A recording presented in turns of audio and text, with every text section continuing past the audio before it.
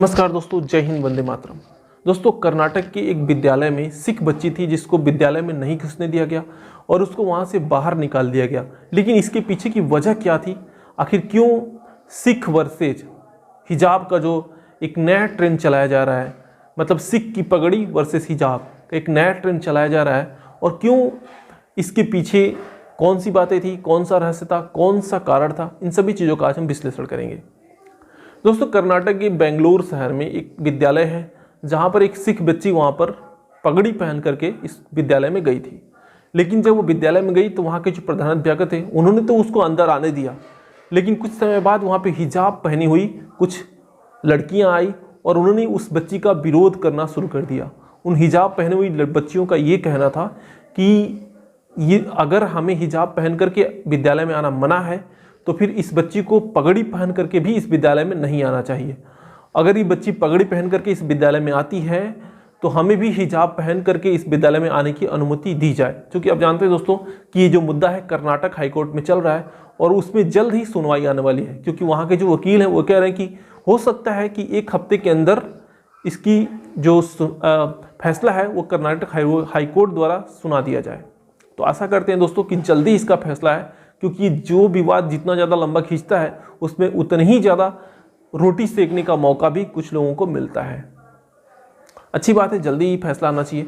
लेकिन दोस्तों, हम इस चीज़ का विश्लेषण करते हैं कि जो सिख की पगड़ी है वो तो धार्मिक चीज़ें हैं, लेकिन जो हिजाब है क्या वो भी धार्मिक चीज़ें हैं? आखिर क्या कारण है कि सिख की जो पगड़ी है उसको अनुमति दी गई है हमारे संविधान में भी कि वो पहन करके जा सकते हैं, उनको कटार भी ले जाने की अनुमति दी गई है, लेकिन हिजाब के बारे में कहीं भी नहीं लिखा हुआ है और न ही बुर्का के बारे में लिखा हुआ है। दोस्तों, बुर्का के बारे में तो हम बाद में बात करेंगे, लेकिन अभी हिजाब, इस्लाम में भी ऐसा कहीं भी नहीं लिखा हुआ है कि हिजाब पहन करके जाना अनिवार्य है। वहाँ पर सीधे सीधे बुर्का की बात की गई है। हिजाब तो एक दुपट्टा होता है जो कि अलग से जो मुस्लिम लड़कियां होती हैं वो पहनती हैं अपने सर को ढकने के लिए, अपने चेहरे को ढकने के लिए। लेकिन जो पगड़ी है वो हमारे गुरु नानक देव है, उनकी जो हमारे किताबें हैं उसमें जो हमारे ग्रंथ हैं उसमें स्पष्ट तौर पर कहा गया कि सिख को पगड़ी लगाना अनिवार्य है। और वो पगड़ी लगा करके इसीलिए हमारे जो संविधान उसमें भी कहा गया कि नहीं, ये सिख जहाँ भी जाए वो पगड़ी लगा और कटार लेकर के चल सकते हैं। तो संविधान में जिस चीज़ का वर्णन है, जिस चीज़ को कहा गया है उसको रोकना ये बहुत ही नाइंसाफ़ी है। लेकिन हिजाब के लिए नहीं कहा गया है, नहीं बुर्के के लिए कहा गया है। देखिए दोस्तों, ये जो दोनों चीज़ें हैं इनमें बहुत ज़्यादा डिफरेंस है, बहुत ज़्यादा अंतर है। जो सिख है वो हमारी संस्कृति से मेल खाता है, हमारी संस्कृति का हिस्सा है, लेकिन जो हिजाब है वो हमारी संस्कृति का हिस्सा नहीं है। ये जो बुर्का है हमारी संस्कृति का हिस्सा नहीं है। और सिख की जो पगड़ी होती है वो सर पे पहना जाता है, उससे हम अपने चेहरे को नहीं ढकते हैं, जिससे जो अगर वो पगड़ी पहनते भी हैं तो ये पता चल जाता है कि नहीं ये कौन है, एक व्यक्ति कौन है, इसको हम चेहरे से पहचान सकते हैं। लेकिन अगर आप बुर्का पहनते हैं, अगर आप हिजाब पहनते हैं तो यही नहीं पता चल पाता है कि ये औरत है या पुरुष है। आखिर जिस व्यक्ति को हम एंट्री देने जा रहे हैं विद्यालय के अंदर, वही व्यक्ति उस बुर्के के अंदर है या नहीं है, वही व्यक्ति हिजाब के अंदर है या नहीं है। तो ये जो चीज़ें हो जाती हैं, गलतफहमी का लोग शिकार हो जाते हैं, क्योंकि हमें जिस व्यक्ति को भी अंदर भेजना है वही व्यक्ति अंदर जा रहा है कि नहीं जा रहा है। वो बुर्के के अंदर झांकेंगे तभी पता चलेगा, हिजाब को हटाएंगे तभी पता चलेगा। लेकिन जो सिख की पगड़ी जो होती है उससे तो सर पे लगाया जाता है, तो जो औरत है या बच्ची है, कौन सी बच्ची है, किस नाम की है, ये सारी की सारी चीज़ें हम उसको देख करके पहचान सकते हैं, क्योंकि वो बच्ची रोज़ उस विद्यालय में जाती है। लेकिन आप हिजाब पहन करके जाएंगे तो हम आपको नहीं पहचान पाएंगे कि आप कौन हैं, आप स्त्री हैं या पुरुष हैं। आपने हिजाब पहन लिया, आपका चेहरा दिखेगा नहीं उसमें, तो उस व्यक्ति को पहचानना थोड़ा मुश्किल हो जाता है। और आए दिन हमने बहुत सारी घटनाएं देखी हैं, जिसमें कि अभी हमने एक बूथ पर देखा था यूपी में ही कि एक व्यक्ति था जो कि औरत हिजाब पहन करके, हिजाब और बुर्का पहन करके एक बाल लगाया हुआ था और वो वोट देने जा रहा था, जिसको पुलिस ने पकड़ लिया था और पकड़ के उसको जेल में भेज दिया था।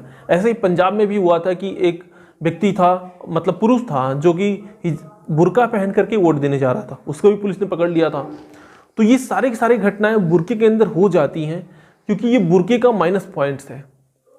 लेकिन आप सिख की जो पगड़ी है उसको पहन करके आप ऐसे कृत्य नहीं कर सकते हैं। सिख की जो पगड़ी है उसको पहन करके आप कोई गलत कार्य नहीं कर सकते हैं, क्योंकि उससे जो व्यक्ति का चेहरा है वो दिखता है। लेकिन आप हिजाब और बुर्के के अंदर कौन सा व्यक्ति है, उसका रूप क्या, उसका नाम क्या है, हम बाहर से उसको नहीं पहचान सकते हैं। देखिए ये जो बुर्के का ये माइनस पॉइंट्स है। हाँ, बुर्के का एक प्लस पॉइंट्स ये भी है कि उससे जो स्त्रियां हैं वो सुरक्षित रहती हैं, उनका तन ढका रहता है, तो अच्छी बात है। लेकिन अगर बहुत सारे जो संस्थान हैं, चीज़ें हैं, वहाँ पे अलग अलग कानून होना चाहिए। अभी जो विद्यालय है वहाँ पे यूनिफॉर्म ड्रेस कोड होना चाहिए, सभी बच्चों को एक समान ड्रेस का पालन करना चाहिए। लेकिन कुछ जो संगठन है वो जिद कर रहे हैं, वो जाहिलात को प्रदर्शन कर रहे हैं, उस विद्यालय में भी अपने धर्म को ठूसना चाहते हैं, कट्टरपंथ को ठूसना चाहते हैं, जो कि बिल्कुल ही गलत बात है। आप हिजाब का या बुर्के का जो तुलना है सिख की पगड़ी से नहीं कर सकते हैं। इसीलिए दोस्तों हम हमेशा से इस चीज़ों को आपको बताते रहते हैं, तुलनात्मक अध्ययन के द्वारा ये बताने की कोशिश करते हैं कि सही क्या है और गलत क्या है। जो सिख की पगड़ी है और बुर्के में क्या अंतर है, आखिर क्यों इन दोनों की तुलना हम एक दूसरे से नहीं कर सकते हैं, आखिर क्यों इस दोनों को जो विवाद है इसको बढ़ाया जा रहा है, और इसके पीछे का मुख्य कारण यही है राजनीतिक लाभ लेना।